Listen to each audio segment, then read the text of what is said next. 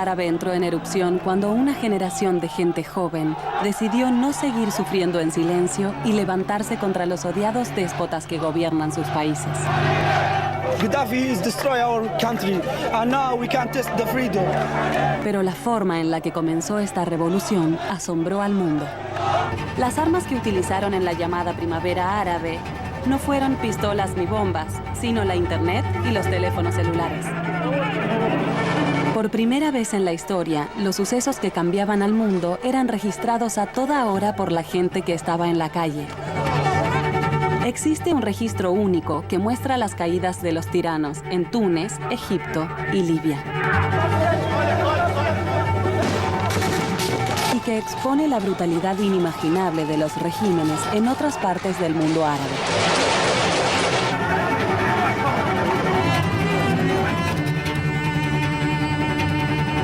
Ahora me dirijo a esa región para buscar a las personas detrás de las imágenes.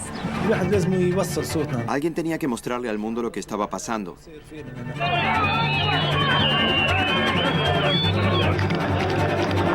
Voy a armar la historia de las revoluciones a través de sus miradas. Él abandonaba la presidencia y yo corría por la calle. Comencé a llorar. Me recosté en la calle, miré al cielo y no podía creerlo. Todos nos abrazamos.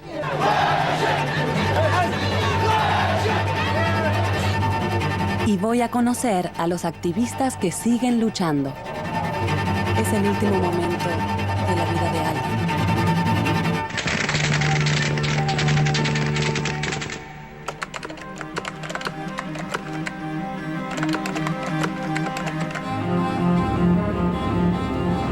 Son pocos los visitantes de Túnez que van más allá de las playas del Mediterráneo. Pero a medida que uno viaja hacia el sur, entra a un mundo diferente. Un mundo rural, pobre y olvidado. A 240 kilómetros al sur de la capital de Túnez, encontramos la pequeña ciudad mercantil de Sidi Bouzid. Fue aquí, en diciembre de 2010, cuando el dramático suicidio de un joven vendedor de frutas desató la revolución en Túnez y colocó al mundo árabe en un torbellino. En el pasado, lo que sucedía aquí habría quedado suprimido y censurado ante los periódicos y la televisión. Pero algo de gran importancia mundial estaba por pasar. La gente privada de derecho a votar estaba por descubrir que la revolución de Internet iba a inclinar la balanza del poder a su favor.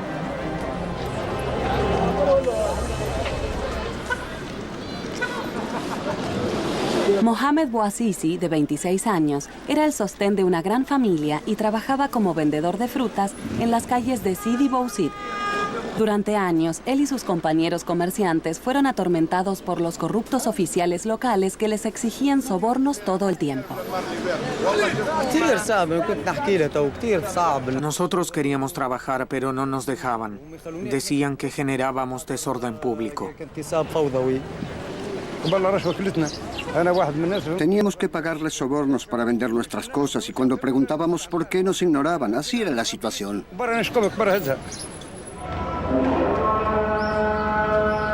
El viernes 17 de diciembre de 2010, Mohamed Bouazizi colocó sus productos cerca de la mezquita central, pero no tenía el dinero para pagar los sobornos. Ese viernes, él salió a vender sus productos. Entonces llegó una mujer policía y le quitó todo. A medida que aumentaba la tensión, se acumuló una multitud. Ella se paró delante de él, le dio una bofetada, lo escupió y lo insultó. Él se angustió mucho y comenzó a llorar. Otros policías lo patearon en las piernas. Humillado, Mohamed se dirigió hasta aquí, al ayuntamiento, para elevar una queja. Pero no lo escucharon. No quisieron escucharlo, ni siquiera le abrieron la puerta. Él estaba muy decepcionado, perdió la confianza, el control y las esperanzas.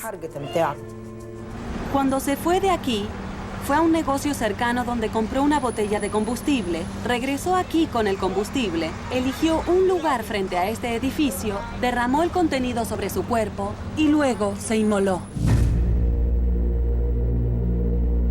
Terriblemente herido, Mohammed fue llevado al hospital. En esta ciudad pequeña, la noticia corrió rápidamente. La frustración de Bouazizi tuvo un impacto aquí y en el mundo árabe. Mohammed se quemó porque no tenía trabajo. No tenía dinero ni posibilidades.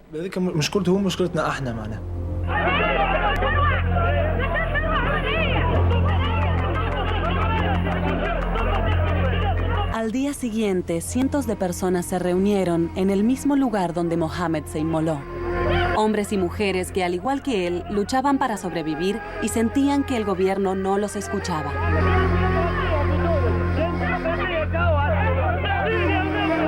Entre ellos había dos de sus amigos, Wissam Guidry y Bassam Chikri.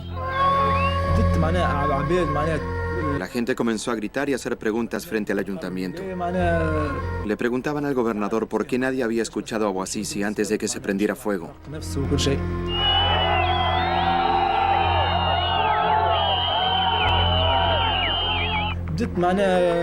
De a poco la situación comenzó a ser más intensa.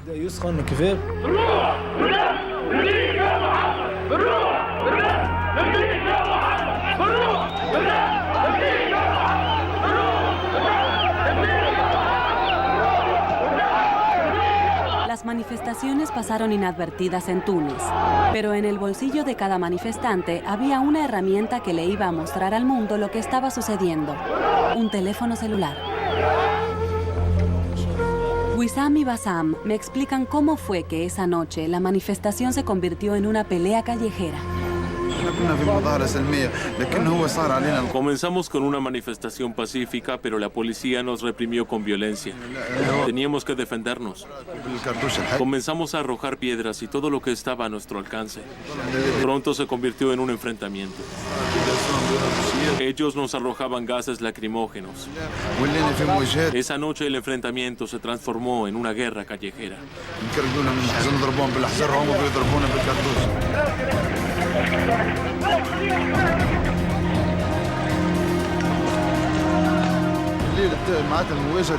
Incendiamos cualquier cosa que encontrábamos. Les arrojábamos piedras y ellos nos disparaban.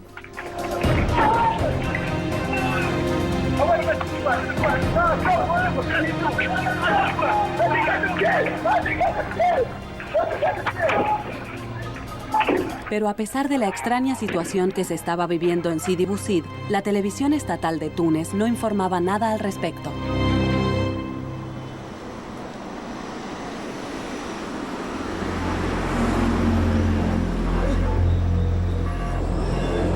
Túnez puede haber sido un destino turístico popular, pero bajo el régimen de Zine al-Abidine Ben Ali, también era un estado policial en el cual la prensa era censurada.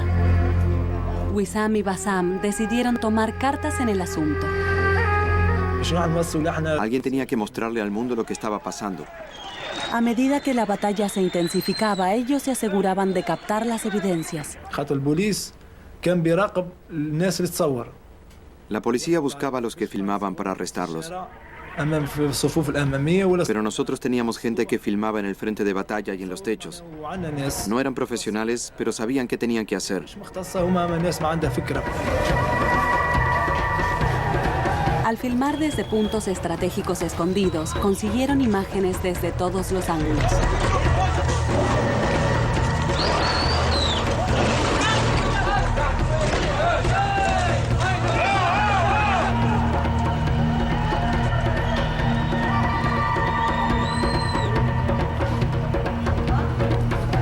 Sabían que había una sola forma de mostrarles las imágenes a las personas de Túnez: Facebook. Túnez tenía 2 millones de usuarios en Facebook, una de cada 5 personas de la población. Mientras Ben Ali había bloqueado el acceso a los sitios políticos, no se le ocurrió interferir con Facebook, porque lo veía como algo solamente recreativo. Era un lugar donde se discutía sobre fútbol y citas. En la capital de Túnez, un joven programador de computadoras, Slimane Mahmoud, vio las extraordinarias filmaciones que llegaban desde Sidi Bouzid.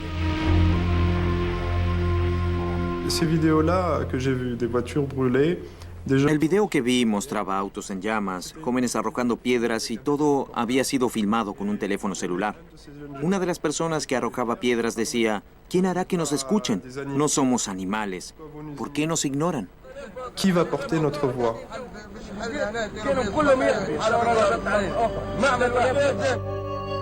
A Ben Ali le gustaba presentarse como un líder moderno y progresista, pero la realidad demostraba que era uno más del grupo de dictadores que controlaba el mundo árabe, incluidos Hosni Mubarak en Egipto, Muammar Gaddafi en Libia y Bashar al-Assad en Siria. Hacían fraude en las elecciones y torturaban a los disidentes. La corrupción de Ben Ali era evidente. Se enriqueció a expensas de su pueblo y tenía una fortuna personal calculada en más de 5.600 millones de dólares.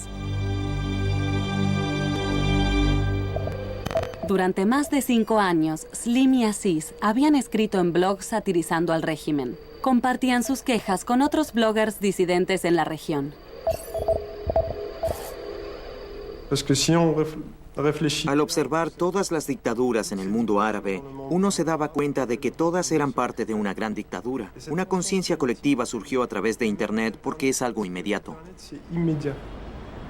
De hecho, los bloggers de Túnez tenían acceso a una de las infraestructuras más avanzadas en Internet del mundo árabe.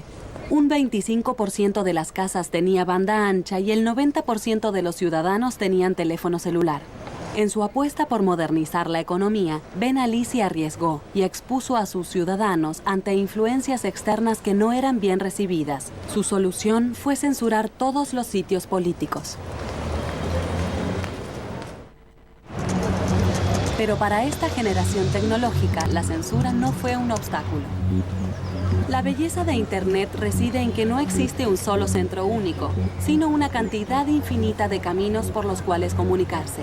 Al enviar mensajes a través de redes sociales de otros países, pudieron evitar la censura de Túnez todos juntos y ganar acceso a cualquier sitio prohibido.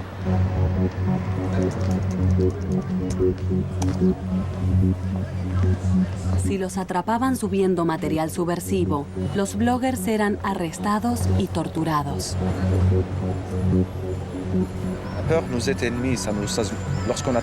El miedo es un enemigo. No se puede vivir con miedo. Yo vi que Túnez estaba atrapada en un círculo de miedo y era hora de romperlo. Cuando los activistas vieron que las filmaciones salían de Sidi Bouzid, se dieron cuenta de que era la oportunidad que habían estado esperando. Para mí fue un cambio absoluto. Fue el verdadero disparador para un enfrentamiento directo. Slim y Aziz subían videos en sus propias páginas de Facebook y no pasó mucho tiempo hasta que se diseminaron como un virus. Los videos se reproducían en Internet y en las redes sociales a la velocidad de la luz, a una velocidad incontrolable. Idénticas manifestaciones tuvieron lugar cerca de Sidi Bouzid, en las ciudades sureñas de Kasserine y Medellín, pero la capital de Túnez permanecía en silencio.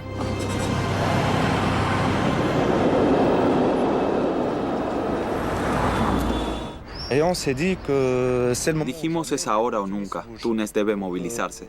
Sidi Bouzid, Kasserine y Medellín habían comenzado a movilizarse y necesitaban saber que Túnez estaba con ellos, que no estaban solos en la lucha. Relativamente adinerada y cosmopolita, Túnez no tenía quejas con respecto a la pobreza como los ciudadanos del sur. Los activistas necesitaban el apoyo de las mujeres y de los hombres trabajadores de Túnez, pero los líderes del Sindicato Nacional, el UGTT, eran conocidos por ser títeres del gobierno. Necesitaban hallar la forma de llegar a las masas, así que intentaron un atajo peligroso: hackear la página web del sindicato y enviarles un mensaje a los miembros pidiéndoles que se juntaran aquí, en la Plaza Mohamed Ali, en el centro de Túnez. No tenían idea de si alguien respondería.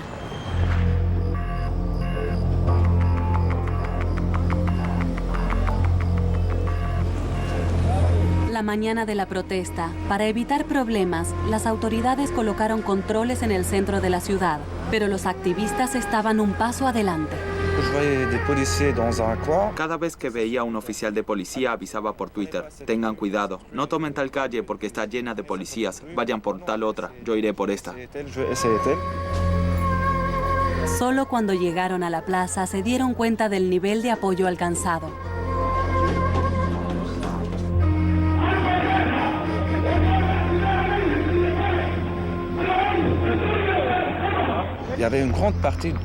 Muchos manifestantes no podían creerlo. Estaban furiosos. Había gente que conocía y gente que no. Gente que se manifestaba por primera vez y que sollozaba con pena.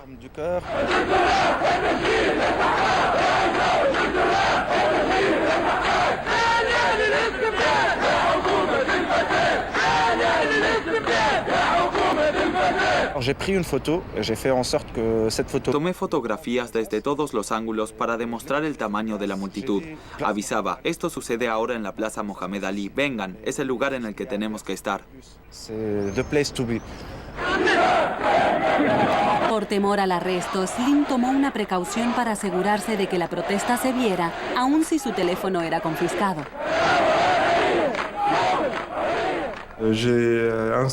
Instalé un programa a través del cual podía transmitir en vivo desde mi teléfono. Todos los habitantes de Túnez veían la manifestación en vivo desde sus computadoras y desde sus teléfonos celulares.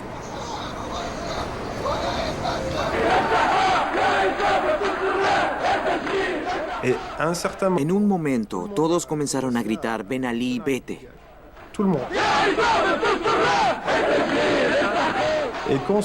Y una vez que dijeron esas palabras, no hubo más miedo, no hubo más temor. Con la excusa de que la protesta era obra de pandillas armadas, Ben Ali respondió rápidamente y sin piedad. El gas lacrimógeno fue reemplazado por balas y los manifestantes fueron acribillados.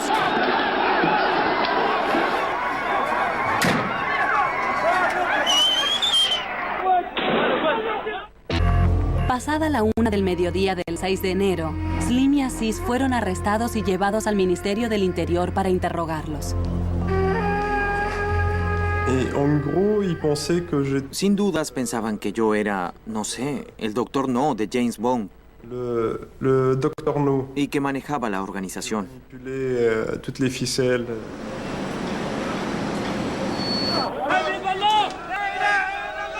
Pero ya era demasiado tarde. El país entero estaba sublevado. En la ciudad de Dus, los manifestantes incendiaron vehículos policiales. En Túnez, la gente tomó el control de la calle y la policía respondió abriendo fuego.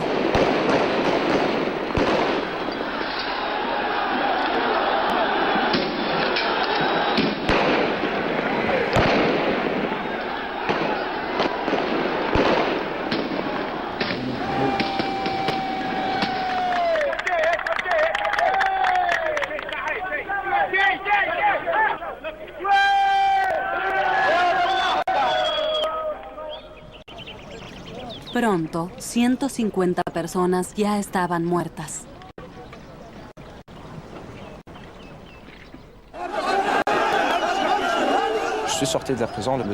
Salimos de prisión el 13 de enero. Al día siguiente, a las 8:30 de la mañana, ya estaba en la calle. Y nunca vi algo igual.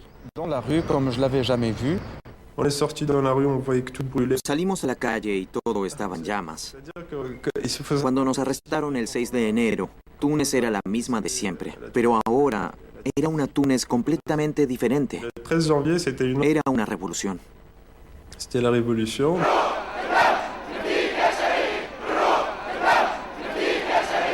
Miles de tunecinos tomaban la avenida Balgiba y se manifestaban frente al Ministerio del Interior, donde Slim y Aziz habían estado prisioneros hasta el día anterior.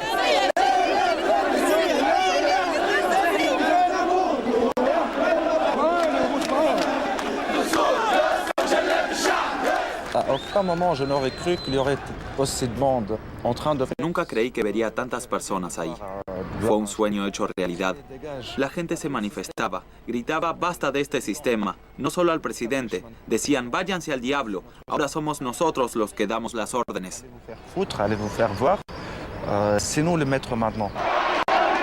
Los asesores de Ben Ali podían ver que el destino ya estaba escrito. El 14 de enero le informaron que estaba poniendo en riesgo la seguridad del país. Esa noche, Ben Ali voló a Arabia Saudita.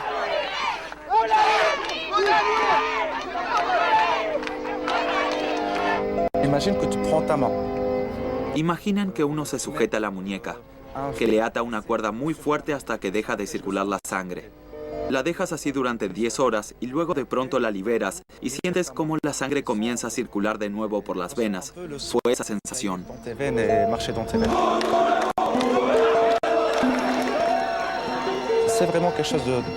Fue algo magnífico. No puedo describirlo. Me sentí el hombre más libre del planeta.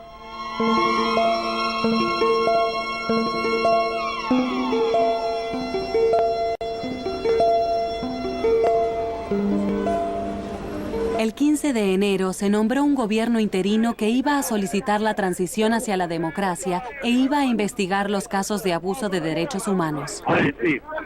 Slima Mahmoud, el blogger disidente, fue nombrado ministro de Juventud y Deporte.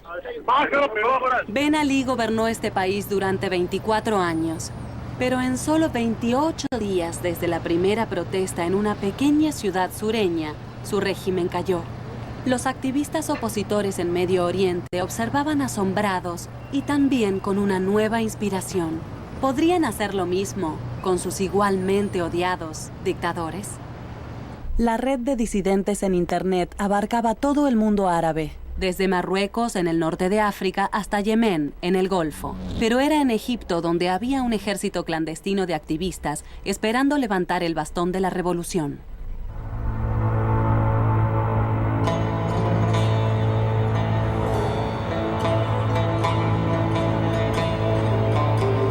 En El Cairo, los activistas políticos observaban la revolución tunecina con asombro. Nosotros estábamos maravillados. No podíamos imaginarnos cómo habían hecho para destituir al presidente. Creo que ese es un punto de inflexión de todo el mundo árabe. Cuando Túnez entró en erupción, nos sentimos deslumbrados. Era como si se hubiera encendido una luz y Túnez hubiera abierto posibilidades para nosotros que ni siquiera sabíamos que existían.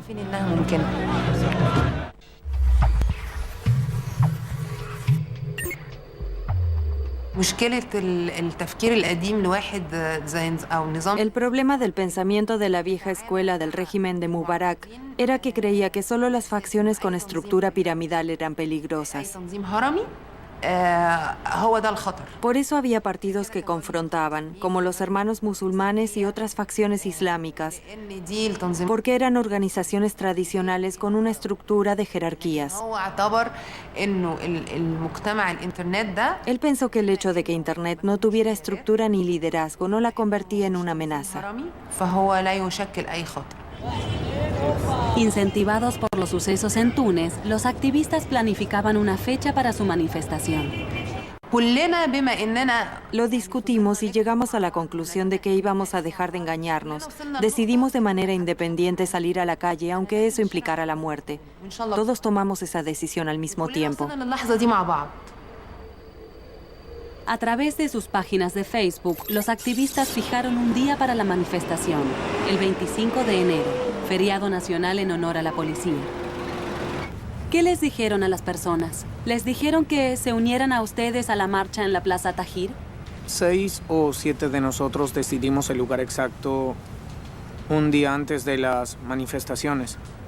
Y durante esas 2 semanas estuvimos distribuyendo folletos y invitando a la gente a unirse a cuanto fuera posible a través de Facebook, pero no lo hacíamos públicamente en la calle porque aquí es muy peligroso. Pero a diferencia de Túnez, solo el 20% de los egipcios tiene acceso a Internet. Los activistas necesitaban llegar a los habitantes que no estaban conectados. Así que idearon un plan para diseminar el mensaje a través de las arterias de la ciudad, los taxis. Aquí en El Cairo a los conductores de taxis les encanta hablar con la gente, así que pensamos cómo aprovechar eso. El activista Walid Rashid y sus amigos usaron a los conductores de taxis de Cairo como parte del plan. La idea era que si hablábamos directamente con los conductores, podía generarse un debate que no iba a ser fructífero. Pero si yo hablaba con alguien por teléfono celular, dentro del taxi, y mencionaba el movimiento, él iba a sentir que había escuchado un secreto. Y eso iba a crear algo de intriga, que lo iba a llevar a decirles a los demás los planes para el 25.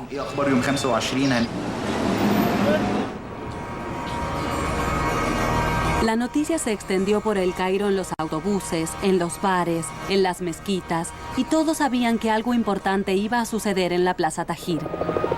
El boca a boca había atraído a ciudadanos de todas partes hacia las calles.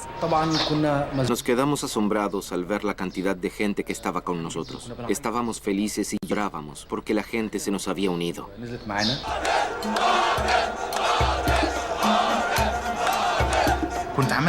¿Era realidad o un sueño? Había 40.000 egipcios en la Plaza Tahrir. No podía creerlo.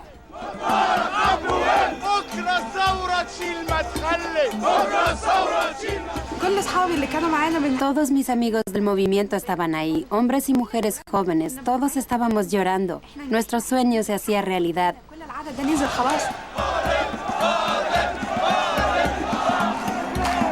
Aunque los hermanos musulmanes no habían apoyado oficialmente la manifestación, muchos jóvenes de la organización se habían unido a los manifestantes. Fue una protesta pacífica, pero el régimen estaba sacudido. Enviaron a la policía para que disolviera a la multitud, pero los manifestantes no se movieron.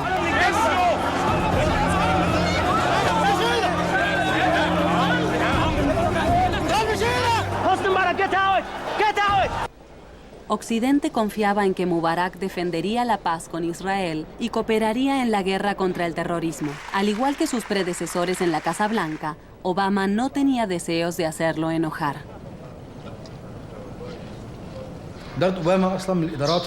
El gobierno de Obama fue uno de los que más apoyó al régimen de Mubarak, incluso más que el gobierno de Bush. Obama apoyaba firmemente a muchas instituciones relacionadas con el gobierno y hablaba de Mubarak como un hombre de paz, un hombre de democracia.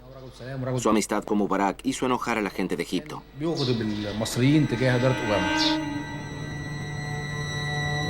La respuesta de Estados Unidos sería crítica.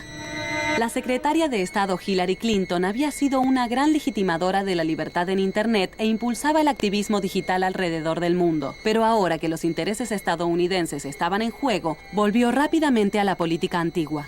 Our assessment is that the Egyptian government is stable and is looking for ways to respond to the legitimate needs and interests of the Egyptian people. La nación que decía ser la mayor defensora de la democracia se había concentrado solo en sus propios intereses y fallaba ante la primera gran prueba de la primavera árabe. Teníamos un gran mapa del Cairo donde marcamos cómo atacar a la policía y así conquistar la Plaza Tahrir. En esa reunión, que fue muy tensa, sentimos que si nos atrapaban podrían darnos sentencia de muerte.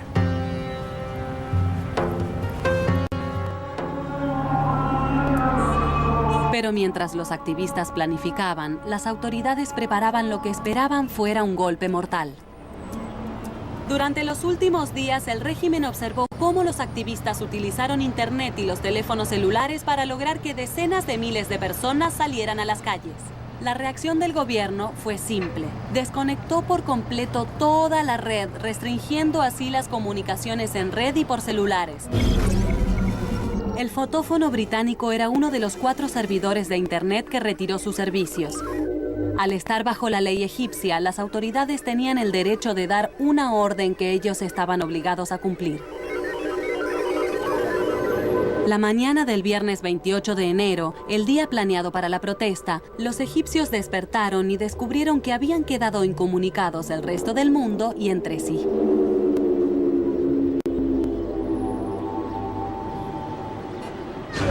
Imbaba es un mundo apartado de la clase media de El Cairo y de los bloggers y de activistas por Internet. Es un vecindario difícil en el cual muchas personas luchan para alimentar a sus familias y pocos saben sobre Facebook o Twitter. Pero las revoluciones no se hacen solo a través de Internet. Se necesitan personas, miles de personas que salgan a protestar a la calle. Imbaba era el lugar perfecto para buscarlas. En cuanto los activistas llegaron a Imbaba, se dieron cuenta de que la idea de Mubarak de cortar el acceso a Internet y la comunicación por teléfonos celulares había jugado a su favor. La gente ya no sabía qué estaba sucediendo. No tenían acceso a Internet ni comunicación por celulares. No recibían noticias, así que decidieron salir a ver qué era lo que sucedía. Millones de personas salieron y eso era lo que queríamos, que la gente saliera a la calle. Comenzamos a reunir a la gente, 1000 personas, 2000 personas, 3000 personas. De todos lados de Imbaba salía gente y cantaba canciones en contra del régimen.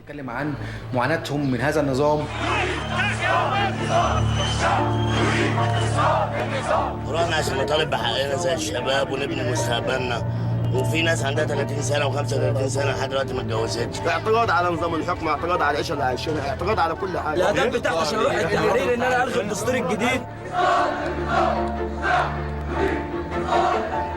وتحركنا من Imbaba. Dejamos Imbaba con entre 30.000 y 40.000 manifestantes. Salimos de Imbaba con 100.000 manifestantes y cuando vi la cantidad de gente supe que el régimen estaba acabado. Salieron a pie y vinieron hasta aquí, el puente Qasr el-Nil cruzando el Nilo, el cual los llevaba hasta la Plaza Tahrir.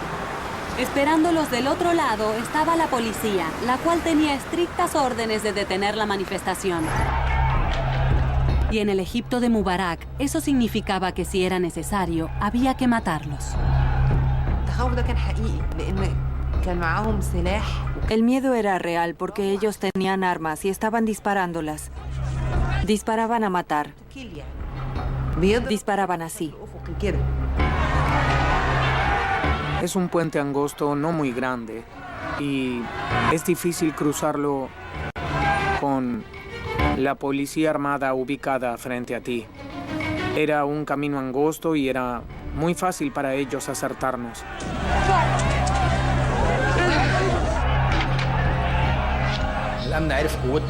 Finalmente la fuerza de seguridad sintió nuestro poder y nosotros mismos sentimos el poder. Eran ellos o nosotros.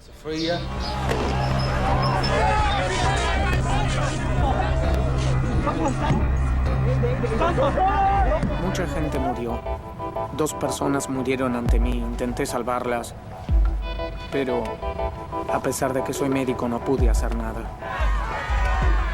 Ver que alguien muere delante de ti y sentir que uno es el verdadero responsable por haberlo sacado a la calle y hacerlo exponerse, esa persona muere y yo sobreviví. Es algo que me hace sentir culpable, no puedo evitarlo. Siento culpa y responsabilidad por la muerte de esas personas. Después de 2 horas de lucha en el puente, los manifestantes finalmente cortaron las filas policiales. De ese modo, se dirigieron hasta la Plaza Tahrir, donde se reanudó la lucha.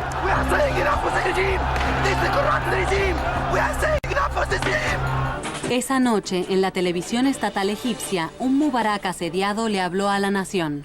وأقول من جديد أنني لن أتهاون في اتخاذ أي قرارات تحفظ لكل مصري ومصرية أمنهم وأمانهم وسوف أدافع عن أمن مصر واستقرارها وأمان شعبها.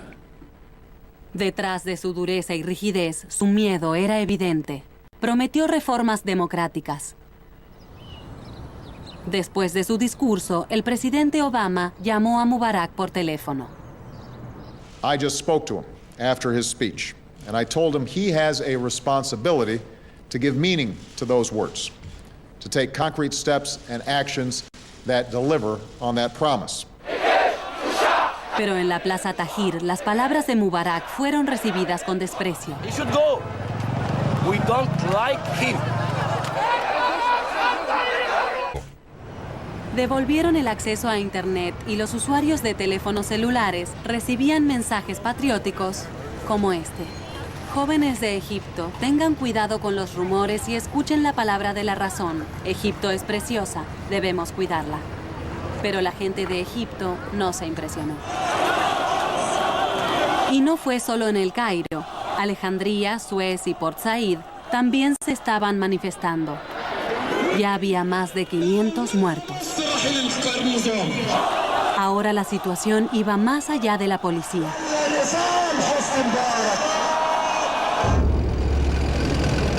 Solo el poderoso ejército egipcio tenía el poder como para disolver el levantamiento.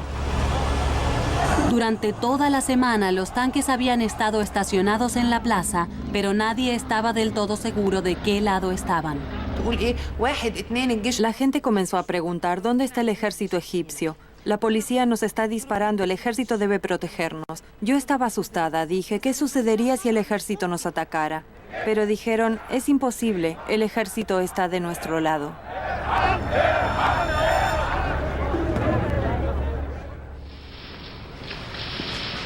El 1 de febrero, Obama anunció una nueva y rígida postura. An orderly transition must be meaningful, it must be peaceful, and it must begin now. Mubarak estaba acorralado. Estaba perdiendo el apoyo del ejército y de su poderoso aliado norteamericano. Además, en el corazón de su capital, el pueblo le pedía que se fuera. Pero él estaba por demostrar cuán implacable podía ser en su decisión de aferrarse al poder. El presidente Mubarak no era el tipo de hombre que permitiría que la juventud anarquista de Egipto le dijera qué hacer. Se veía a sí mismo como el padre de la nación, un hombre con el deber de servir.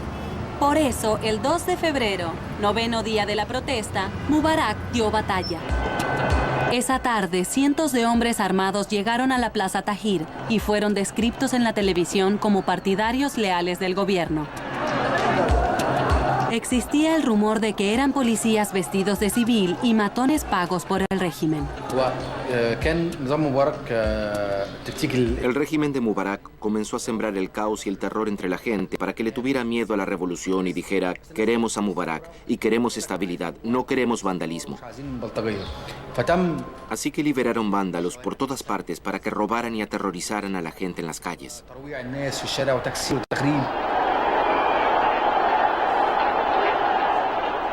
Hubo una guerra de piedras, las arrojaban en todas direcciones. Todos en la plaza fueron golpeados. Y luego llegaron con los camellos.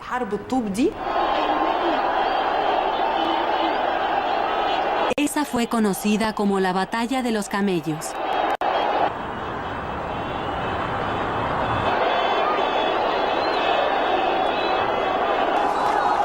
Pero había armas más mortíferas en juego. Lo peor fue que no eran solo piedras y palos. Había francotiradores atacando desde los edificios. Cualquier resto de cariño que alguien podría seguir sintiendo por el presidente murió ese día.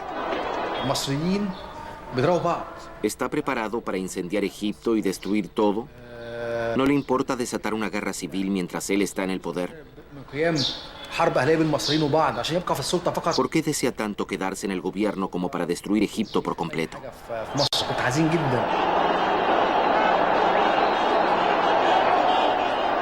Durante la batalla, el ejército miraba desde afuera cómo los manifestantes peleaban contra los secuaces de Mubarak.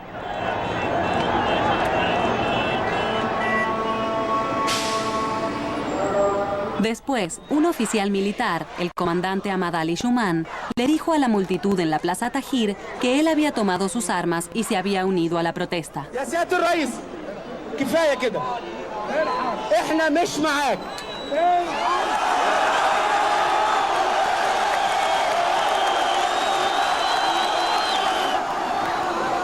Otros 25 oficiales lo siguieron.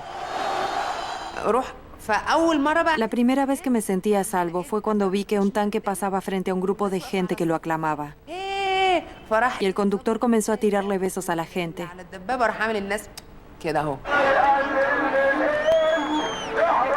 Con el ejército firmemente del lado de los manifestantes, Mubarak no tenía mucho más espacio en el cual moverse.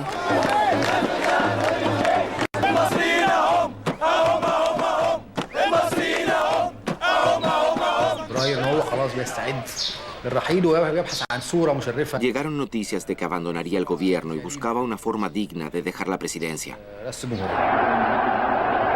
Finalmente, el 11 de febrero, los manifestantes de la plaza escucharon que el gobierno iba a hacer un anuncio.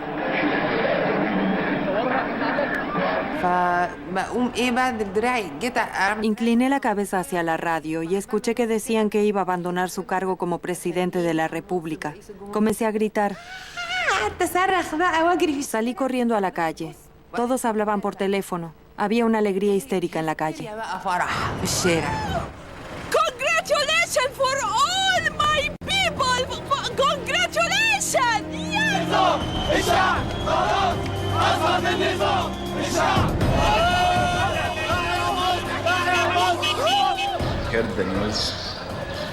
Por supuesto que comencé a llorar. Fue increíble.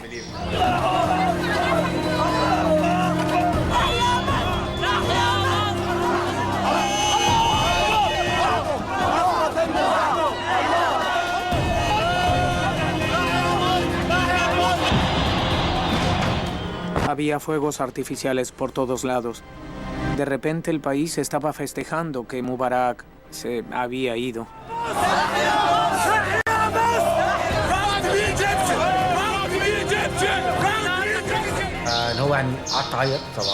Comencé a llorar. Me recosté en la calle, miré al cielo y no podía creerlo. Todos nos abrazamos. Finalmente lo habíamos logrado.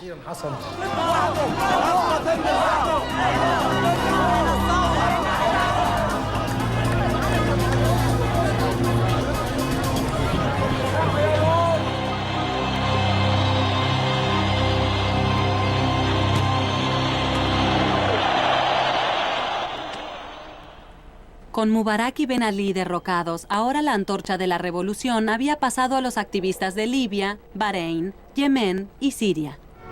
Los gobernantes de estos países habían aprendido una clara lección de Egipto y Túnez. Si no eran lo suficientemente duros e implacables, iban a ser derrocados. La revolución árabe iba a entrar ahora en una etapa mucho más violenta.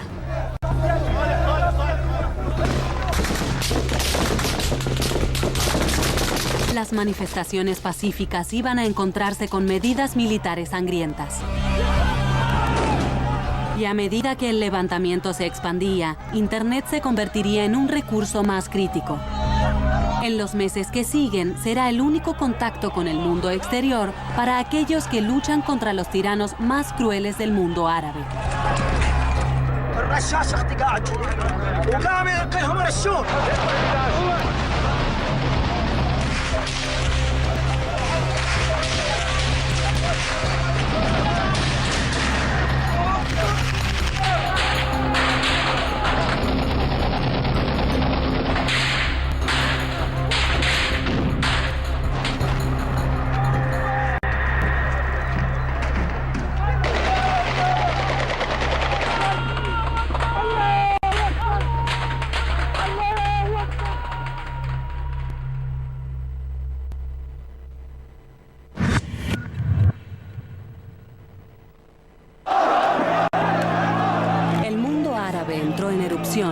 Cuando una generación de gente joven decidió no seguir sufriendo en silencio y levantarse contra los odiados déspotas que gobiernan sus países. Hacia fines de febrero, parecía que hacer una revolución era fácil. Una generación de jóvenes bloggers y usuarios de Twitter les daban voz a los movimientos democráticos en el mundo árabe. La gente comenzaba a sentirse optimista y hablaba de la primavera árabe. Pero los sucesos pronto darían un giro trágico. Al utilizar las únicas filmaciones que registraron los manifestantes con sus teléfonos celulares, intentaré unir este segundo capítulo de la historia. Cuando salimos a las calles, lo hicimos sin la expectativa de regresar. Podíamos morir o ser encarcelados.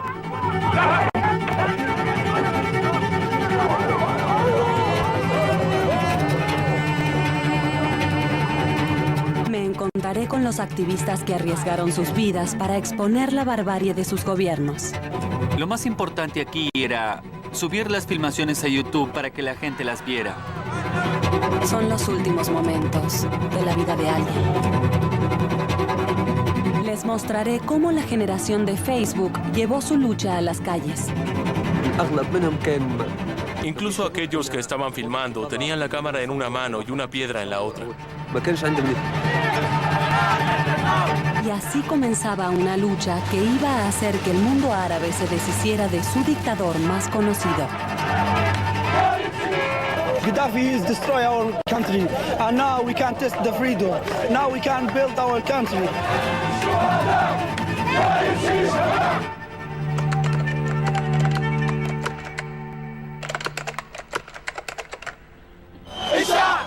El Cairo, febrero de 2011.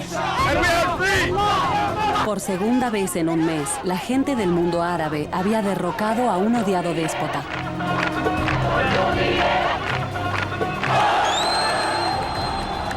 Cuatro semanas antes, Zine Abidine Ben Ali había abandonado Túnez. Y ahora era el turno del presidente de Egipto, Hosni Mubarak. La pregunta era, ¿hacia dónde se extenderá el fervor revolucionario?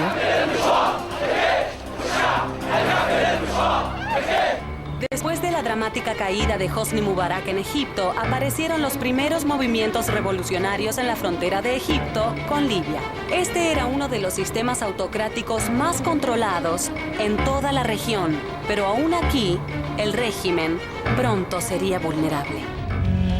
Atrapada entre Egipto y Túnez, la Libia del coronel Muammar Gaddafi no podía quedarse aislada de los movimientos democráticos de sus vecinos.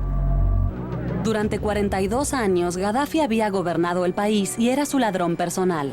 Llenaba sus bolsillos y los de su familia con las ganancias del petróleo, mientras reducía las instituciones y dejaba de invertir en el crecimiento económico. Su gobierno tenía una política de divide y reinarás, explotada en las diferencias tribales de un país casi desértico.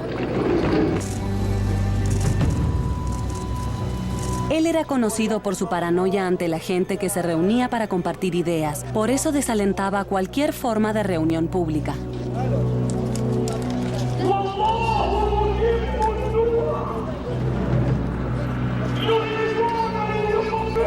Pero al igual que en Túnez y en Egipto, Internet se había transformado en un lugar en donde la gente podía conversar. Gente como Aya, una estudiante de medicina cuya madre había sido apresada por Gaddafi, y Mimi, cuyo padre activista había sido asesinado en una cárcel de Trípoli. Entramos en Facebook porque creímos que era un lugar en el que se podían expresar opiniones y sentimientos con mucha libertad.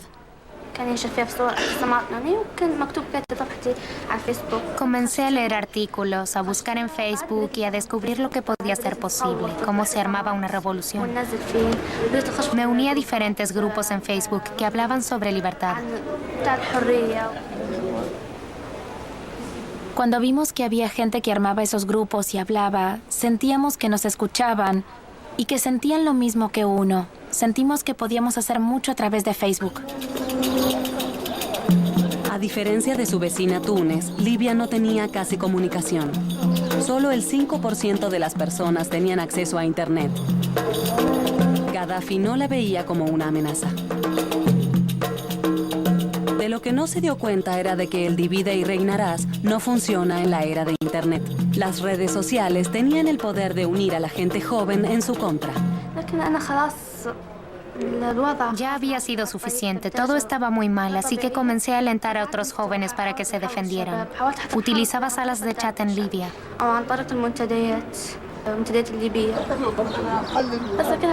Era optimista porque me cruzaba con muchos jóvenes conscientes y bien informados.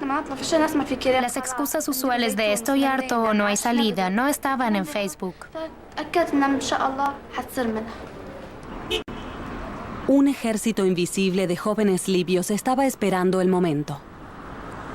Graduados desempleados como Mohamed, Salim y Mohamed, quienes no tenían futuro en la Libia de Gaddafi.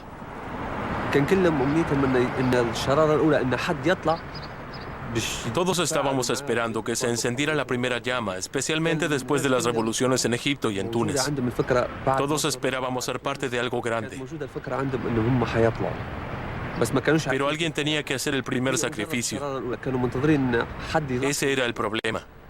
Esperar al primero dispuesto a romper la barrera del miedo y pedir que el régimen acabara. No fue una coincidencia que la primera llama revolucionaria en Libia apareciera en la ciudad oriental de Bengasi. Religiosamente conservadora, la región tiene una larga historia de rebeliones contra la dictadura de Gaddafi. En 1996, más de 1000 prisioneros fueron asesinados a sangre fría mientras estaban en la prisión de Abu Salim, en Trípoli. Bengasi nunca olvidó esas muertes.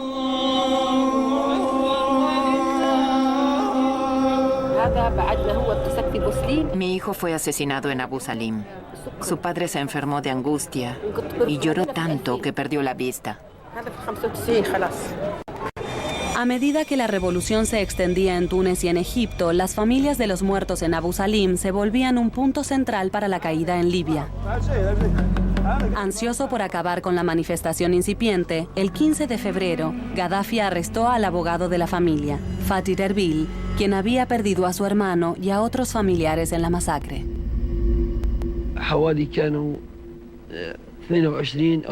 Había 22 o 23 hombres de seguridad.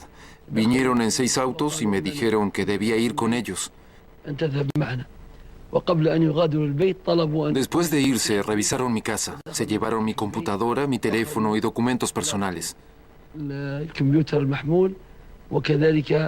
Y entonces, en ese momento, me llevaron a las oficinas de seguridad interna.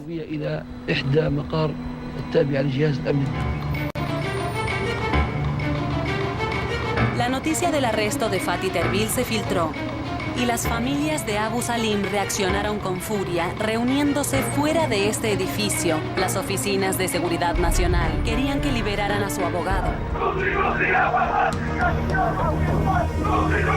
Se permitió que entrara una delegación para hablar con la mano derecha de Gaddafi en Bengasi, su cuñado, Abdullah al-Senussi. Nos dijo, si salen a manifestarse, aún pacíficamente o con las manos en la espalda, les dispararemos. Como mínimo serán arrestados. Fue muy duro. Nos habló de una forma horrible. No estaba negociando. Dijo, ya he hablado, mi palabra es ley.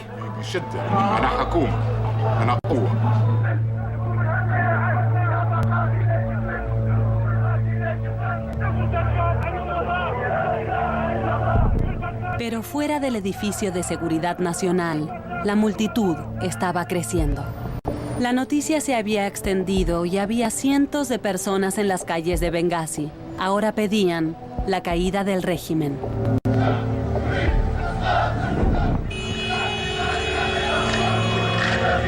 Los activistas de Facebook podían comprobar que su enojo era compartido en toda la ciudad.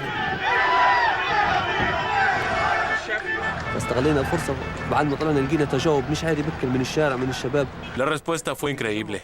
Había gente joven, gente pobre, abogados, maestros, médicos. No era solo una sección de la sociedad, era toda la sociedad. Fue extraordinario.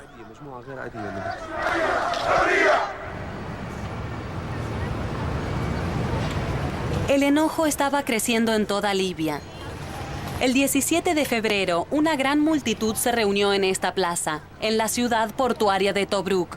El objetivo era un monumento que honraba al famoso libro verde de Gaddafi, 3 tomos que detallaban su extraña filosofía política. Los activistas habían aprendido de Egipto y de Túnez que para que la revolución funcionara, tenían que mostrarle al mundo más allá de Libia lo que estaba sucediendo. Un joven ingeniero químico, Taufik Otman, entró en acción.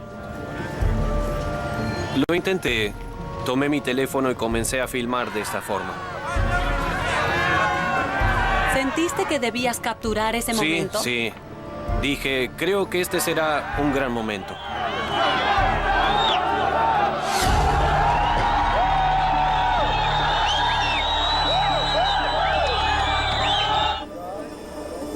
Al día siguiente habían desconectado el acceso a Internet en Libia. Gaddafi se había dado cuenta de que en la red mundial los libios tenían un arma poderosa. Pero el video crucial de Taufik había podido salir al mundo exterior. Solo 2 horas después de haber subido el video, mi hermana menor me llamó para decirme que estaban pasando la caída del Libro Verde en Al Jazeera.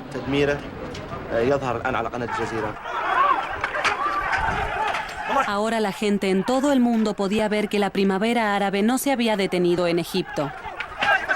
En Bengasi, las manifestaciones se convirtieron en guerras callejeras en las cuales hombres con cascos amarillos que se creía que eran secuaces de Gaddafi salían a las calles a atacar a los manifestantes.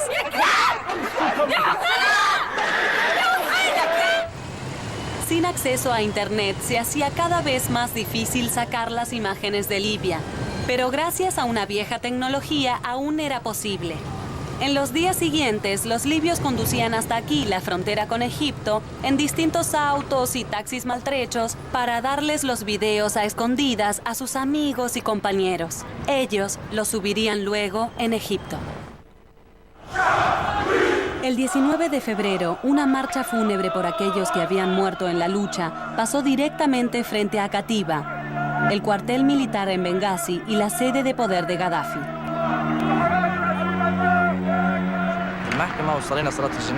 Todos caminábamos por la calle Yamal y sabíamos que una vez que pasáramos cerca de la base militar algo pasaría. Todos los hombres de Bengasi estaban en esa marcha fúnebre.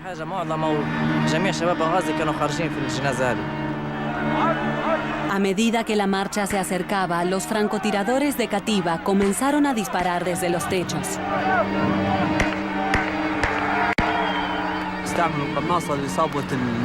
Los francotiradores disparaban a las personas que trabajaban activamente en la revolución. Sabían exactamente a quién dispararle. Eran francotiradores profesionales, no eran aficionados. No era gente común con armas.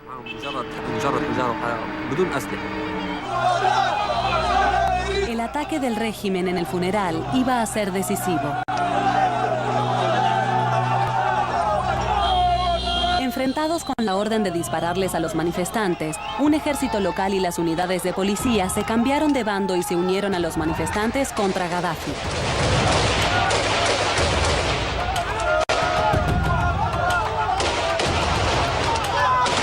El objetivo de los rebeldes era tomar Katiba. En solo horas, los manifestantes habían derribado estas puertas y el gobierno de Gaddafi sobre Bengasi había terminado.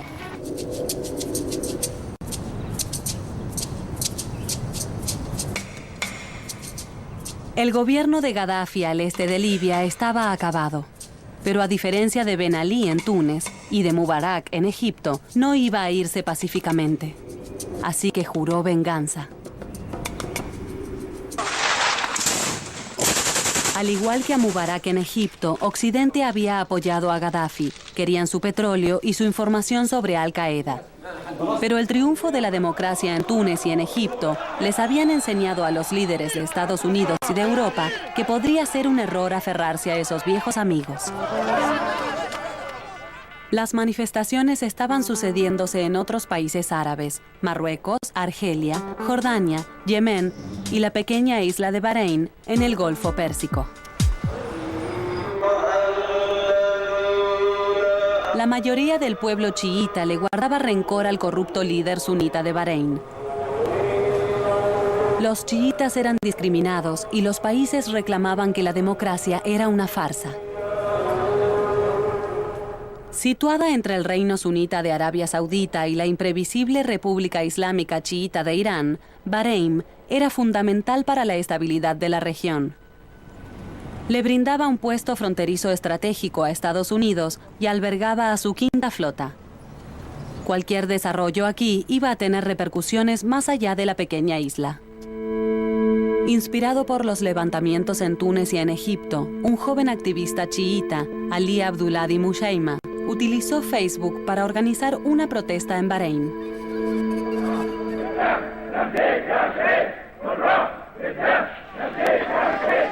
El 14 de febrero, él y miles de personas salieron a la calle para pedir reformas en el gobierno de la familia Al-Khalifa y su rey Ahmad.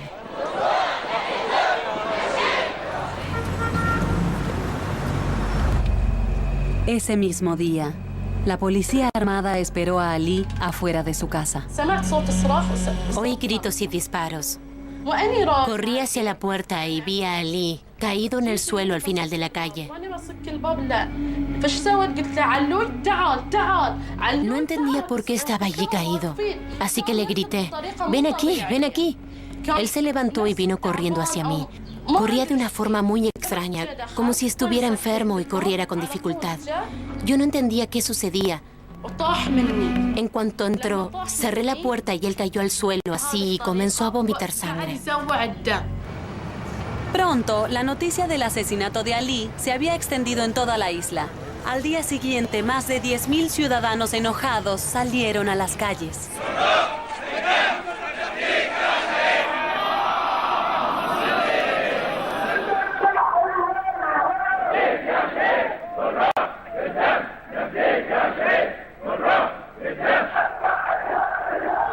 Esa noche, el rey Ahmad hizo una extraña aparición televisiva. Dijo que lamentaba la muerte de Ali y de otro manifestante y prometía diálogo. وكانت هناك للأسف وفاة لاثنين من أبنائنا الأعزاء وعليه نتقدم بتعازينا الحارة.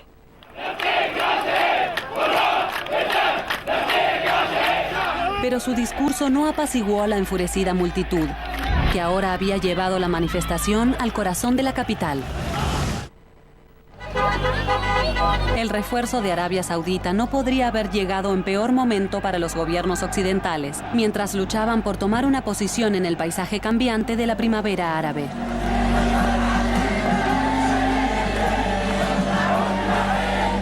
En Libia, el tiempo se estaba acabando para los revolucionarios, a medida que las fuerzas del coronel Gaddafi avanzaban rápidamente sobre territorio rebelde. Los gobiernos occidentales debatían acaloradamente sobre una intervención. El 17 de marzo, una resolución de la ONU autorizaba el uso de la fuerza militar en contra del coronel Gaddafi en Libia.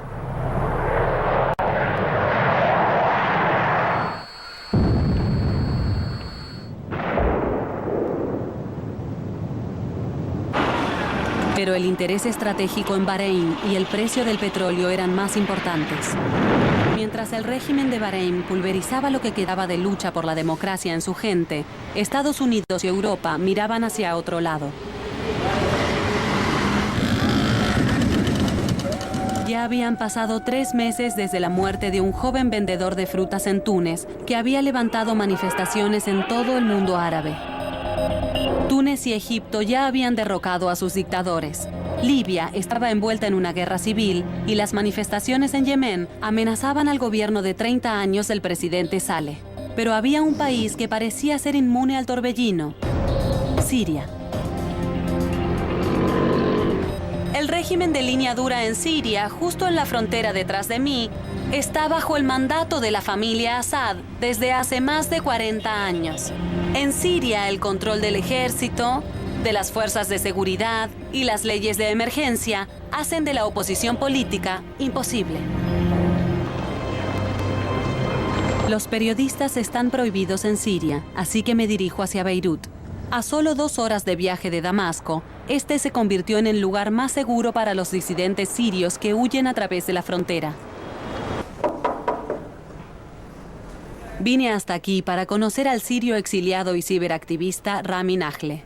Hace 2 años, él creó una página de Facebook para mantener vigilado al gobierno. Para ocultar su verdadera identidad, utilizó una fotografía compuesta por varios rostros y creó un sirio llamado Malat Umram. Ese mismo año, había recibido advertencias de que las autoridades estaban tras él, así que huyó a Beirut, donde estableció una red para ayudar a los manifestantes dentro de Siria a enviar sus mensajes. Creemos que se necesitan 20 años de trabajo duro antes de que algo cambie en Siria. Así que nos estuvimos preparando para esta guerra a largo plazo. El problema aquí es que no hay esperanzas. Pensamos mucho, pero incluso los activistas políticos y por los derechos humanos lo intentamos, pero no encontramos una solución. Aquí el panorama es completamente negro. No hay ninguna luz al final del túnel. El presidente Bashar al-Assad viene de una dinastía que tiene una reputación conocida por la represión política. Su padre, Hafez al-Assad, fue el responsable de una masacre con más de 10.000 muertes en la ciudad de Hama en 1982. Cuando Bashar tomó el cargo, parecía ser un reformador. Tomó medidas para liberar la economía y abrió el diálogo político con Occidente. También introdujo Internet. Apenas el 20% de la población tiene acceso a la red. Pero a diferencia de otros dictadores árabes, Assad comprendió el poder de Internet y bloqueó el acceso a Facebook y YouTube. La batalla por el control de Siria no solo tenía lugar en las calles, sino también en el ciberespacio. Cualquier persona que vaya a un cibercafé en Siria debe presentar su pasaporte y su identificación. Y todas las búsquedas que haga son monitoreadas. El país controla todo a través del servicio de seguridad. Yo tengo la certeza de la forma sádica en la que el régimen responde y las técnicas sádicas que utilizan con los rebeldes. En febrero, mientras los países árabes se levantaban contra su gobierno, no había señales de que Damasco se viera envuelta en la revolución. De manera muy confiada, Assad declaró que el levantamiento árabe nunca llegaría a su país.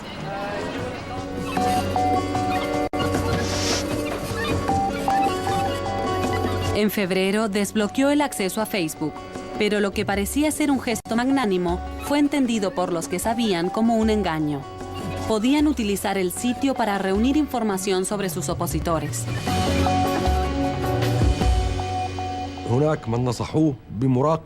Había personas que tenían un monitoreo filtrado, lo que significa que vigilaban a cualquiera que fuera sospechoso de tener alguna actividad política o que tuviera comunicación con figuras opositoras en el exterior. Pero la estrategia se les volvió en contra. Yo diría que ese fue el peor error del gobierno sirio. El gran error fue desbloquear Facebook porque en lugar de cientos eran miles y miles las personas que se unían. Era como una plataforma nacional para dar ideas. Con el acceso a Facebook desbloqueado, la nueva red desbordaba de conversaciones encubiertas sobre revolución y levantamientos. Luego sucedió algo que provocó el enojo más profundo del pueblo sirio. A principios de marzo, un grupo de adolescentes fue arrestado al sur de la ciudad siria de Derra. Fueron atrapados pintando con aerosoles las paredes de su escuela, pero lo que enfureció a las autoridades fue la elección de las palabras. El graffiti se había transformado en el lema icónico de las revoluciones árabes. La gente quiere que el régimen caiga. No se supo nada de los niños durante 10 días. Bien, de acuerdo. El disidente sirio Omar Edilbi estaba en Damasco cuando los niños desaparecieron. Él y otros opositores al régimen organizaron una manifestación.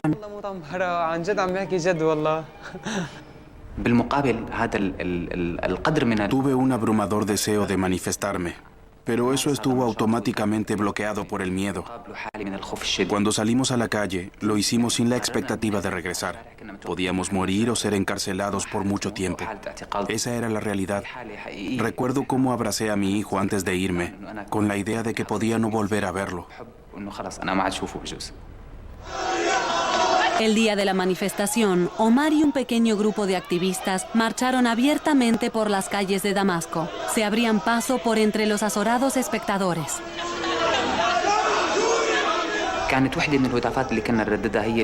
Uno de los lemas que gritábamos era por la liberación de los niños arrestados en Derra, y la gente en la calle respondió con mucha emoción.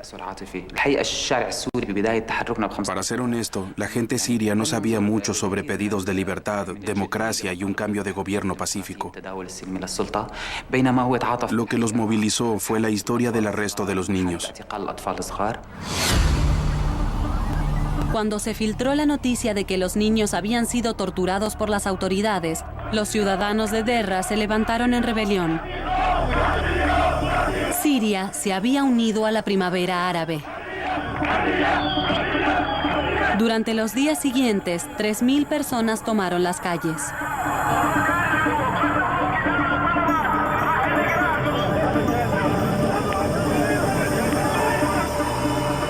Las autoridades sellaron la ciudad y enviaron a policías vestidos de civil a mezclarse con la multitud. Muchos manifestantes fueron golpeados y arrestados, pero no se desanimaron. Al quinto día, la policía envió un mensaje claro de que iban a tener tolerancia cero ante cualquier levantamiento sirio.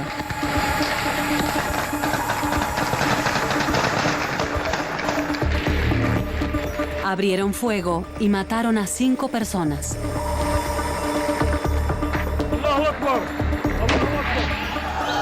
Enfurecidos por la respuesta, ahora los manifestantes querían más que la liberación de los niños. Querían derrocar al régimen.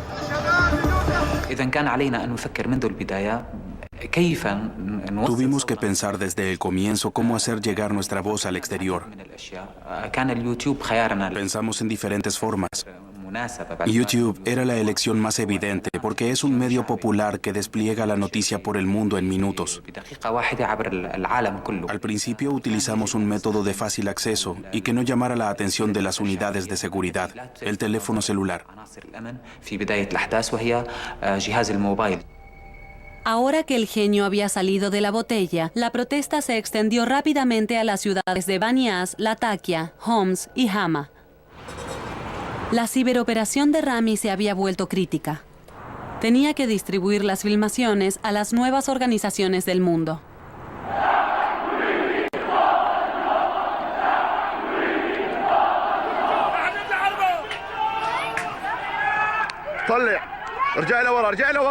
Esto es lo último que recibimos y lo utilizamos todo. El primer asesinato en Hama, registrado en video. ¿Entonces asesinaron a alguien en Hama? Sí.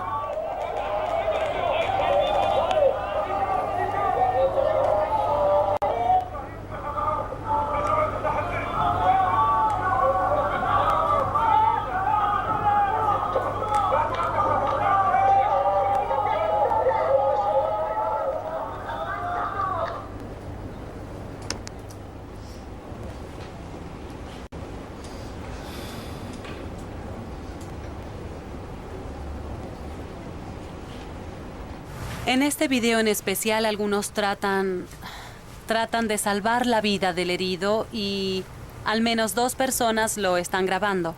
Sí. Quienes también tienen que escapar. Exacto, porque lo más importante para ellos era tomar el video y subirlo a YouTube para que la gente lo viera. ¿Cuánto para antes? Que vieran lo que sucedía lo antes posible.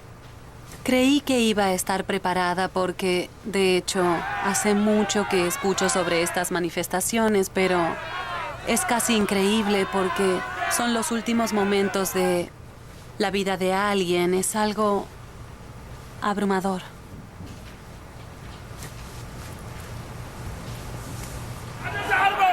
El régimen justificaba sus ataques insistiendo en que actuaban contra los terroristas islámicos. Pero los teléfonos celulares le permitieron a la gente en la calle hablar directamente con el mundo y negar las acusaciones. And we want to make an Islamic Republic here. I said it's a big lie. It's a big lie. 300 people demonstrate to say that they want freedom, they want their rights, they want justice in Syria. El 16 de abril, Assad se dirigió a su gabinete. طالما نتحدث عن المرحلة التي نمر بها الآن فأنا أقول بأن الدماء التي هدرت في سوريا آلمتنا جميعا، آلمت قلب كل سوري، كل مواطن سوري.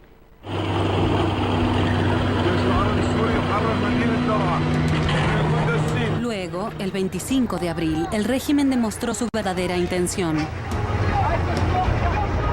Enviaron tanques a las ciudades de Derra, Homs y Banias para detener el levantamiento.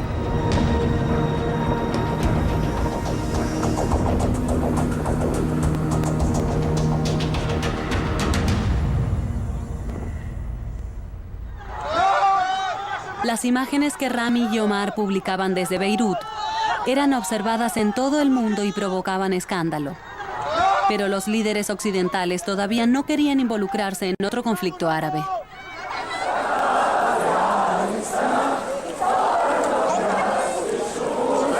Las autoridades sirias tomaron más medidas para impedir que las imágenes de las manifestaciones salieran al mundo exterior.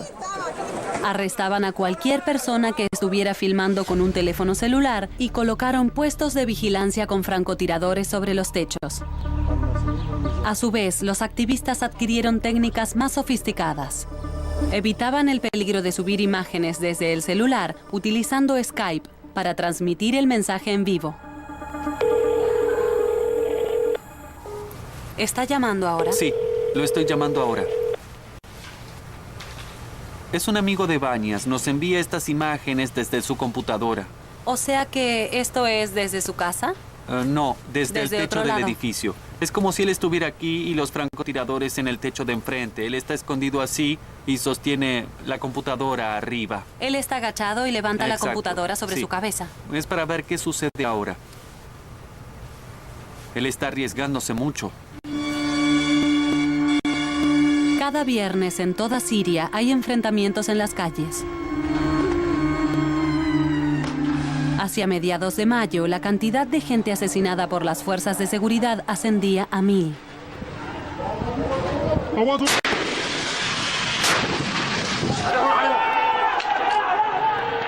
Debido a que más y más manifestantes eran arrestados o asesinados por filmar, los activistas que estaban fuera del país idearon formas de colocar artefactos de filmación encubiertos.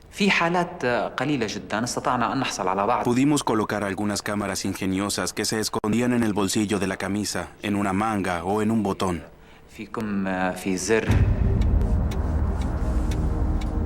Los activistas dentro de Siria crearon sus propias estrategias para esconder sus teléfonos en objetos de todos los días y así poder seguir filmando lo que sucedía en las calles. El régimen respondió cortando de manera intermitente el acceso a Internet en zonas inestables del país. Pero la ciberoperación de Rami ya había tenido efecto. Los exiliados sirios en todo el mundo se unieron para apoyar el levantamiento y les dieron teléfonos satelitales a los disidentes. No son baratos, cada uno cuesta más de 1000 libras y son pagados por sirios adinerados que viven en el exilio y que quieren asegurarse de que el mensaje de su gente siga saliendo de Siria. Teléfonos como estos son muy difíciles de rastrear. También le permiten al usuario eludir los controles en Internet en días cruciales, como los viernes, de modo que si filman una manifestación pueden subirla directamente a Internet. Ahora se había generado una guerra cibernética entre los activistas y el régimen de Assad. Sabemos que el régimen tenía un equipo dedicado a intervenir computadoras. Se especializaban en sitios de Internet y en guerras electrónicas. La policía siria comenzó a hackear los sitios de los activistas y las páginas de Facebook. Les enviaban amenazas de muerte y alteraban sus páginas para que el mundo creyera que eran espías israelitas. Este es un aviso de que un sitio peligroso intenta conectarse. Sí, de que alguien intenta atacar mi computadora. Sí, pero gracias a Dios el programa de seguridad que tengo pudo bloquear el ataque. Pero esto solía suceder antes. No. Entonces el gobierno sirio está más sofisticado. Exacto, sí. ¿Y no te preocupa que haya un punto en el que puedan vencer tu sistema de seguridad? Sí, pero creemos que nosotros estamos más avanzados en seguridad de lo que ellos lo están en los ataques. Bien. Eso esperamos. Pero a pesar de la confianza de Rami, el régimen se está acercando a él. Hacia el final de julio, el gobierno envió tanques a Hama, la fortaleza islámica tradicional de la oposición a la dinastía Assad. 3 semanas después, Rami y Omar recibieron amenazas de muerte desde Siria. Rami ya abandonó Beirut. A medida que acababa el verano, la máquina de matar de Assad parecía imparable. Y a pesar de la condena internacional, el régimen sirio sigue actuando con total impunidad.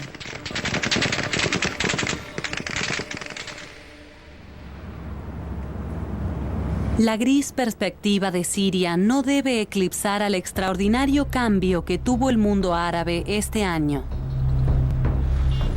El expresidente egipcio Hosni Mubarak se enfrenta a la justicia. Ahora los militares tienen el poder y la gente está frustrada por el ritmo de las reformas. Pero tanto Egipto como Túnez planifican tener sus primeras elecciones libres antes de que acabe el año. Pero el cambio más dramático fue en Libia. El 21 de agosto, las noticias anunciaban que las fuerzas rebeldes habían tomado Trípoli, sacando al coronel Gaddafi del poder. Ahora Trípoli experimentaba la misma euforia que se había desatado en Benghazi después de su liberación. Hay una atmósfera increíble en Benghazi desde la revolución. Todas las noches la gente se reúne aquí, escucha discursos, habla libremente. Para muchos de ellos es la primera vez en sus vidas que pueden expresarse verdaderamente. Nada de esto habría sido posible cuando Gaddafi estaba en el poder. Pero en Libia libre disfrutan cada momento. Solo en Libia la primavera árabe se transformó en una verdadera revolución. Ahora deben construir un país nuevo con lo que dejó el gobierno de Gaddafi. Nadie desconoce lo difícil que es lo que les espera. Y en todo el mundo árabe, la generación que derrocó a 3 déspotas está por descubrir que la misma tecnología que los ayudó a romper con el pasado será utilizada para construir un futuro mejor.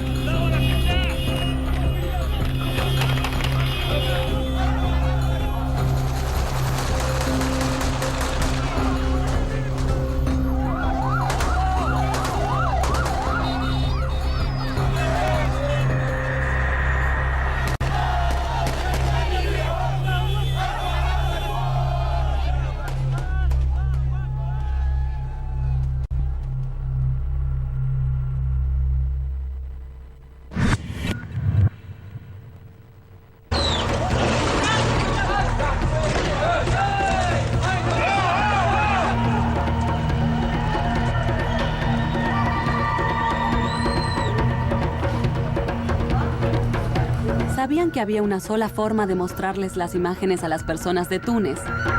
Facebook. Túnez tenía 2 millones de usuarios en Facebook, 1 de cada 5 personas de la población. Mientras Ben Ali había bloqueado el acceso a los sitios políticos, no se le ocurrió interferir con Facebook, porque lo veía como algo solamente recreativo. Era un lugar donde se discutía sobre fútbol y citas. En la capital de Túnez, un joven programador de computadoras, Slimane Mahmoud, vio las extraordinarias filmaciones que llegaban desde Sidi Bouzid.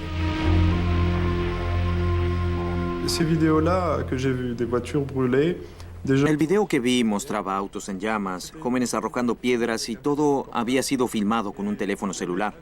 Una de las personas que arrojaba piedras decía, ¿quién hará que nos escuchen? No somos animales. ¿Por qué nos ignoran? Qui va porter notre voix?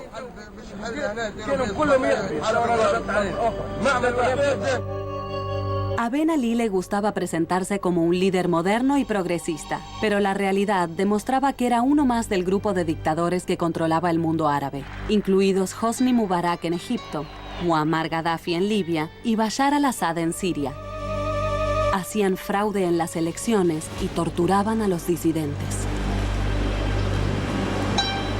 La corrupción de Ben Ali era evidente. Se enriqueció a expensas de su pueblo y tenía una fortuna personal calculada en más de 5.600 millones de dólares. Durante más de 5 años, Slim y Aziz habían escrito en blogs satirizando al régimen. Compartían sus quejas con otros bloggers disidentes en la región. Al observar todas las dictaduras en el mundo árabe, uno se daba cuenta de que todas... El mundo árabe entró en erupción cuando una generación de gente joven decidió no seguir sufriendo en silencio y levantarse contra los odiados déspotas que gobiernan sus países. Gaddafi has destroyed our country and now we can't test the freedom. Pero la forma en la que comenzó esta revolución asombró al mundo. Las armas que utilizaron en la llamada primavera árabe no fueron pistolas ni bombas, sino la internet y los teléfonos celulares. Por primera vez en la historia, los sucesos que cambiaban al mundo eran registrados a toda hora por la gente que estaba en la calle. Existe un registro único que muestra las caídas de los tiranos en Túnez, Egipto y Libia. Y que expone la brutalidad inimaginable de los regímenes en otras partes del mundo árabe.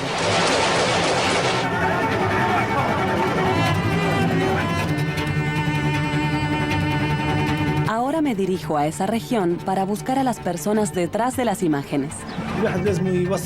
Alguien tenía que mostrarle al mundo lo que estaba pasando.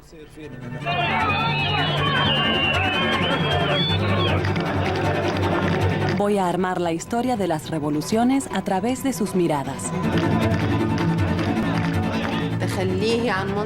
Él abandonaba la presidencia y yo corría por la calle.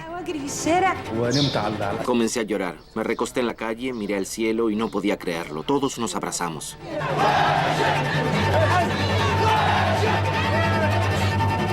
Y voy a conocer a los activistas que siguen luchando. Es el último momento de la vida de alguien.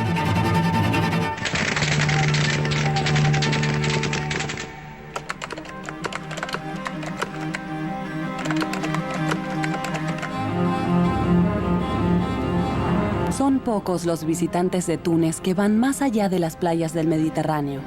Pero a medida que uno viaja hacia el sur, entra a un mundo diferente. Un mundo rural, pobre y olvidado. A 240 kilómetros al sur de la capital de Túnez, encontramos la pequeña ciudad mercantil de Sidi Bouzid. Fue aquí, en diciembre de 2010, cuando el dramático suicidio de un joven vendedor de frutas desató la revolución en Túnez y colocó al mundo árabe en un torbellino.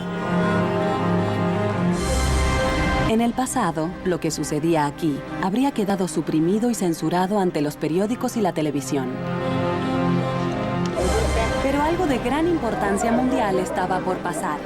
La gente privada de derecho a votar estaba por descubrir que la revolución de Internet iba a inclinar la balanza del poder a su favor.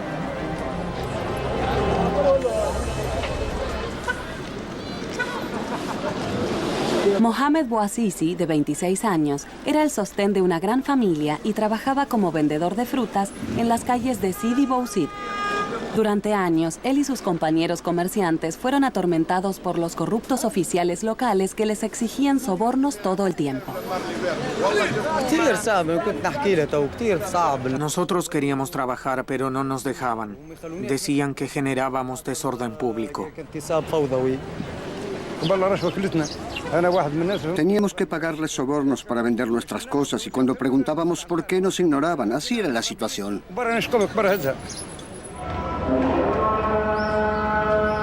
El viernes 17 de diciembre de 2010, Mohamed Bouazizi colocó sus productos cerca de la mezquita central, pero no tenía el dinero para pagar los sobornos. Ese viernes, él salió a vender sus productos.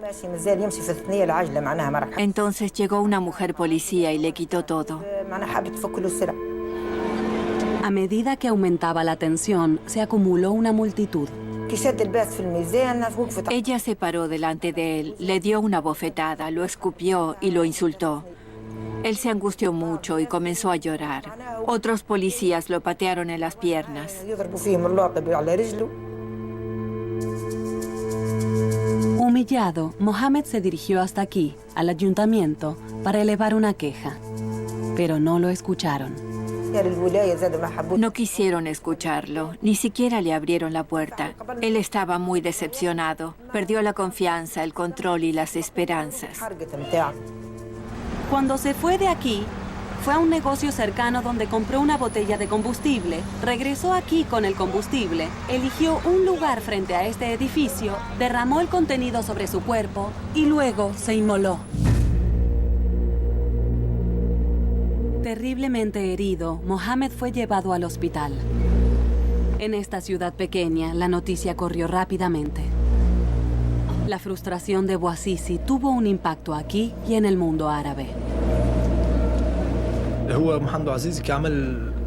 Mohammad se quemó porque no tenía trabajo.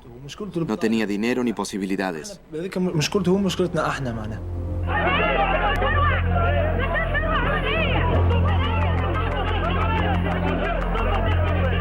Al día siguiente, cientos de personas se reunieron en el mismo lugar donde Mohamed se inmoló. Hombres y mujeres que, al igual que él, luchaban para sobrevivir y sentían que el gobierno no los escuchaba.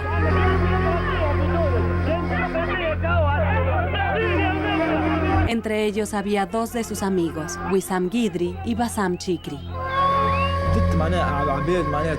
La gente comenzó a gritar y a hacer preguntas frente al ayuntamiento.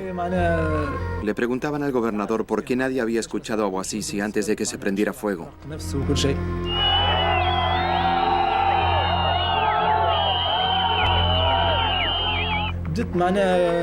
De a poco la situación comenzó a ser más intensa.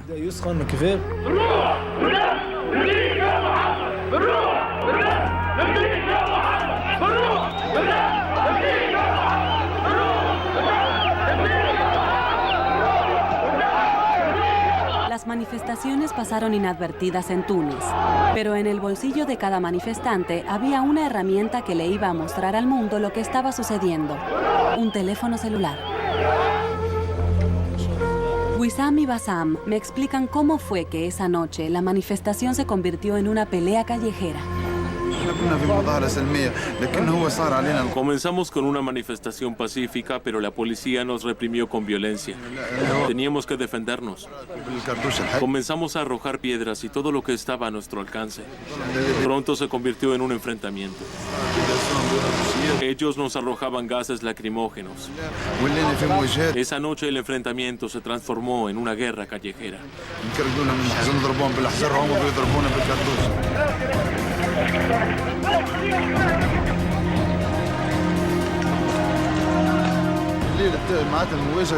Incendiamos cualquier cosa que encontrábamos. Les arrojábamos piedras y ellos nos disparaban.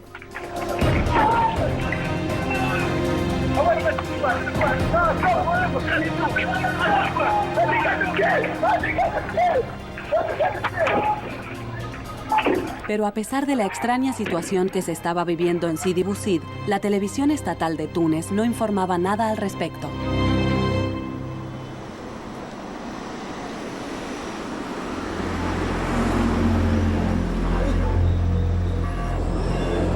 Túnez puede haber sido un destino turístico popular, pero bajo el régimen de Zine al-Abidine Ben Ali, también era un estado policial en el cual la prensa era censurada. Wissam y Bassam decidieron tomar cartas en el asunto. Alguien tenía que mostrarle al mundo lo que estaba pasando. A medida que la batalla se intensificaba, ellos se aseguraban de captar las evidencias. La policía buscaba a los que filmaban para arrestarlos. Pero nosotros teníamos gente que filmaba en el frente de batalla y en los techos. No eran profesionales, pero sabían qué tenían que hacer. Al filmar desde puntos estratégicos escondidos, consiguieron imágenes desde todos los ángulos.